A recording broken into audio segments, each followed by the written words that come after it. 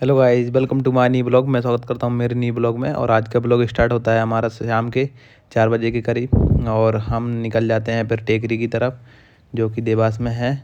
और अभी हमारा कौशल आ जाता है इंटरव्यू देकर, तो उसके चलते हम अभी कभी कहीं नहीं गए थे। और उसके बाद हम निकल जाते हैं देवास टेकरी की तरफ। तो सबसे पहले हम पहुँच जाते हैं फिर पेट्रोल पंप पर, ऊपर भरा लेते हैं पेट्रोल। और अभी बातचीत चल ही रही थी कि देवास टेकरी में नाइट का व्यू अच्छा आता है। अभी तो दिन का टाइम हो रहा है, तो ये बोलते हैं कि नहीं, अभी तो अपन को वहाँ चलना चाहिए ओमकालेश्वर। तो इनका विचार बनता है कि ओमकालेश्वर भी चल सकते हैं। तो सोचते हैं कि कितना टाइम लगेगा, फिर इनका विचार बदल जाता है सभी लोगों का। और हम वापस लौट जाते हैं अपने रूम की तरफ और बोलने लगते हैं चलो ओमकालेश्वर ही चलते हैं। और चलकर रूम से ले लेते हैं चार्जर वगैरह और सामान वामान। तो चलिए चलते हैं रूम पर। फिर फाइनली हम पहुंच जाते हैं अपनी सिलिकॉन सिटी के पास। और रूम पर चलकर उठा लेता है राहुल हेलमेट, और कौशल भी उठा लेता है हेलमेट। और सभी लोग जैकेट माकेट पहन लेते हैं और तैयार हो जाते हैं फिर से ओमकालेश्वर के लिए। अभी हम टेकरी और कोई दिन जाएंगे, फिर हम सीधा निकल जाते हैं ओमकालेश्वर के लिए, क्योंकि हम गाड़ी में पेट्रोल पहले ही डलवा चुके थे। फिर उसके बाद यहाँ से लेते हैं राइट, और ब्रिज के नीचे से सीधा हम निकल जाएंगे ओमकालेश्वर के लिए। तो चलिए चलते हैं। यहाँ से हमारा सफ़र स्टार्ट होता है। ये चला गया हाईवे इंदौर के अंदर, और ये चला जा रहा है सीधा अपने ओमकालेश्वर की तरफ। और ये अभी नया ही बन रहा है, तो इस पर काम चल रहा है, इसकी वजह से थोड़ी दिक्कत होएगी। और अभी करीब के 4:30-5 बजे का टाइम हो चुका है। हम करीब 8-9 बजे करीब पहुंच जाएंगे, और उसके बाद हम सुबह करेंगे दर्शन। तो चलिए चलते हैं।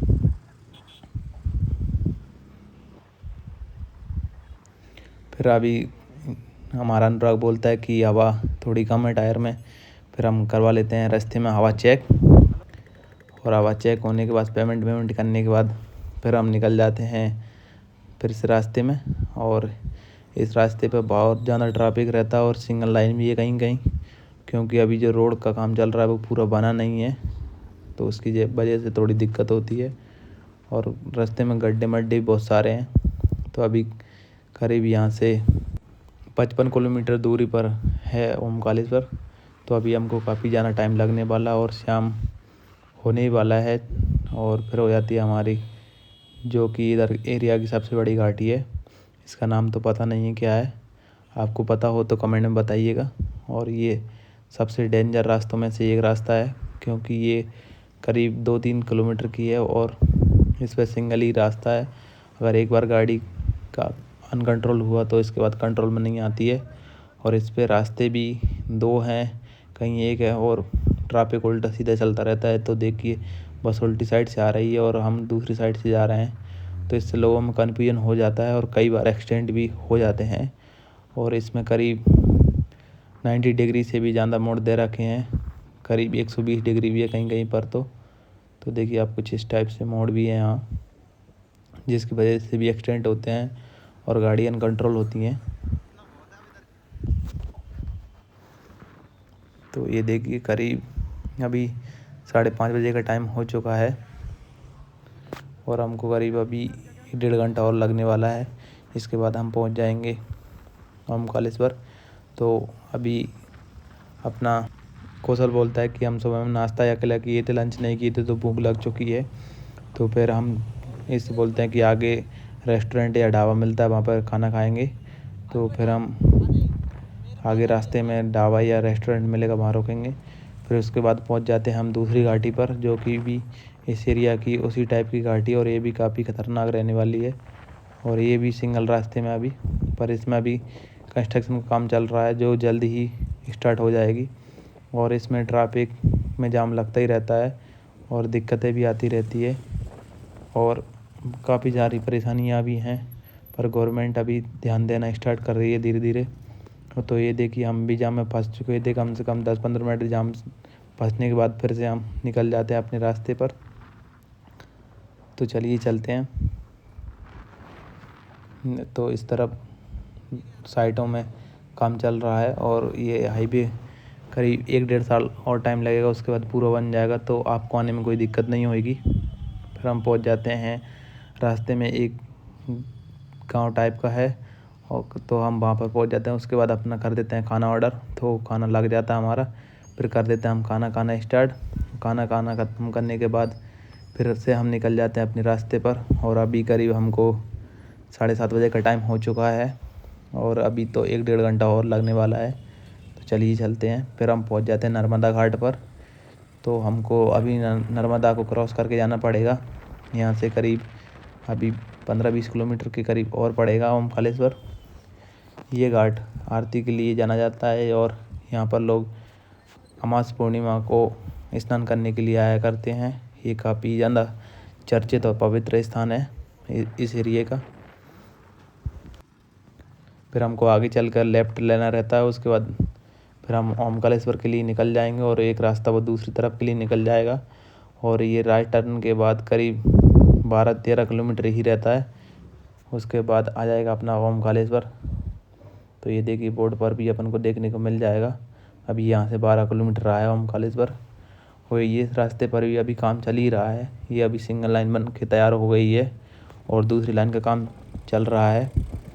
तो ये सारा काम एक साथ ही हो रहा है। रोड का तो दिक्कतें को सामना करना पड़ता है अभी थोड़ा, और इधर आने में ये परेशानी है। इधर रहने और खाने की व्यवस्था काफ़ी अच्छी है, क्योंकि इधर बहुत सारे होटल हैं और रेस्टोरेंट भी हैं, तो उससे आपको कोई भी दिक्कत नहीं होने वाली रहने और खाने की। और इधर सार्वजनिक पार्किंग भी है, जहाँ पर अपन अपने साधनों को रख सकते हैं।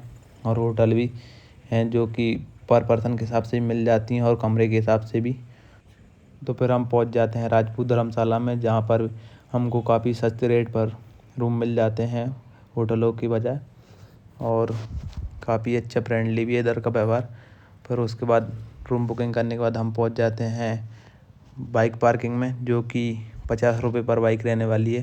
फिर हम हमारी बाइक को कर देते हैं दोनों को पार्किंग, और फिर एंट्री करवा लेते हैं। और अच्छे से रसीद लेने के बाद फिर हम निकल जाते हैं अपने रूम की तरफ।